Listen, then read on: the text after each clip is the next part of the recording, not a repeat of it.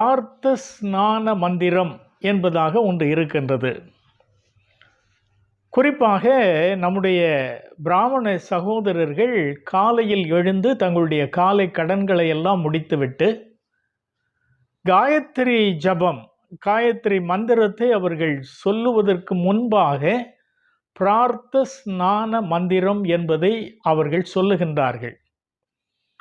பாபோகம் பாப கண்மோகம் பாபாத்மா பாப சம்பவா புண்டரீகாக்ஷ சர்வயக்ஞேஸ்வரோ ஹரிஹரே.